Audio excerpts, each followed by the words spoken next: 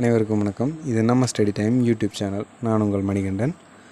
இன்றைக்கான ஸ்டோரியில் என்ன பார்க்க போகிறோன்னா, வாழ்க்கை அப்படின்னா என்னங்கிறத பற்றி ஒரு சிம்பிளாக பார்க்க போகிறோம். ஒரு ஆசிரமம் இருக்குது. அந்த ஆசிரமத்தில் நிறைய சீடர்கள் இருக்காங்க. எல்லோரும் தினமும் வந்துட்டு பாடசாலைக்கு வருவாங்க, படிப்பாங்க, அவங்க வேலையை பார்ப்பாங்க, தியானம் பண்ணுவாங்க.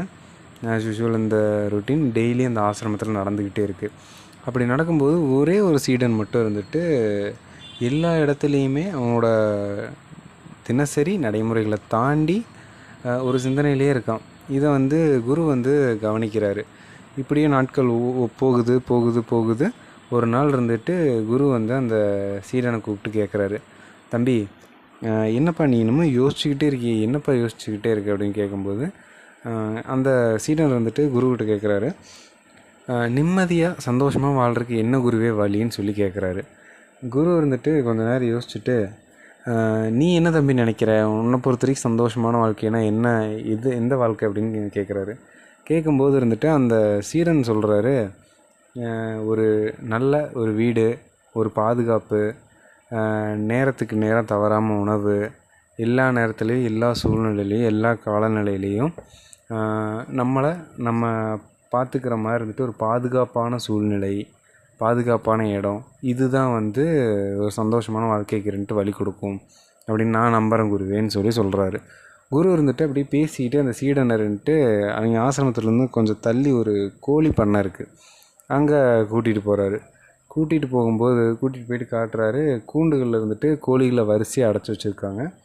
அப்போ அந்த கோழிகளை காட்டி சொல்கிறாரு, இந்த கோழிகளுக்கு நீ சொன்ன எல்லாமே இருக்குது, நல்ல உணவு இருக்குது, ஆரோக்கியமான உணவு இருக்குது, நேரத்துக்கு வந்துடுது, சுற்றி கூண்டு தான், பாதுகாப்பில் தான் இருக்குது, எல்லா காலநிலையிலையும் எல்லா சூழ்நிலையும் பாதுகாக்கும், மழை இடி புயல் எது வந்தாலும் பாதுகாக்கக்கூடிய நல்ல கொட்டகை இருக்குது, பாதுகாப்பு இருக்குது அப்படின்னு சொல்கிறாரு.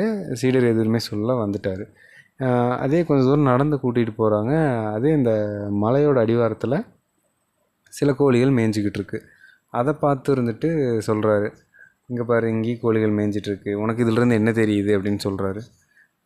இல்லை குருவே, இதில் எனக்கு ஒன்றுமே தெரியல அப்படின்னு சொல்கிறாரு.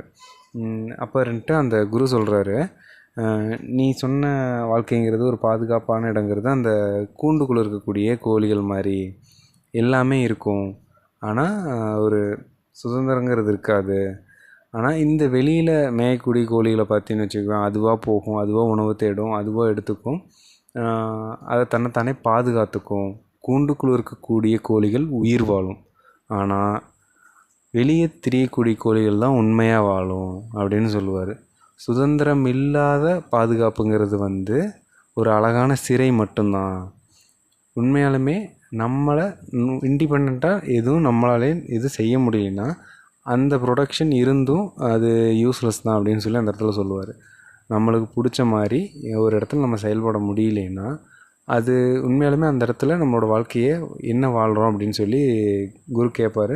சீடர் சரி குருவேன்னு சொல்லுவார்.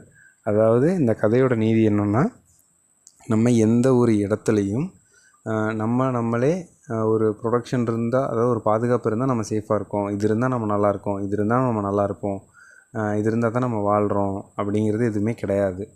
உண்மையாலுமே எந்த ஒரு சூழ்நிலையிலும் நம்மளே சஸ்டெயின் பண்ணிக்கிட்டு வாழக்கூடிய சூழ்நிலை தான் உண்மையான சூழ்நிலை, உண்மையான வாழ்க்கைன்னு சொல்கிறாரு. ஸோ யாரையும் டிபெண்ட் பண்ணாமல் நீங்களே வாழக்கூடிய ஒரு வாழ்க்கை தான் வாழ்க்கை அப்படிங்கிறது அந்த கதையோட நீதி. நன்றி, வணக்கம். நான் உங்கள் மணிகண்டன். இது நம்ம ஸ்டடி டைம் யூடியூப் சேனல்.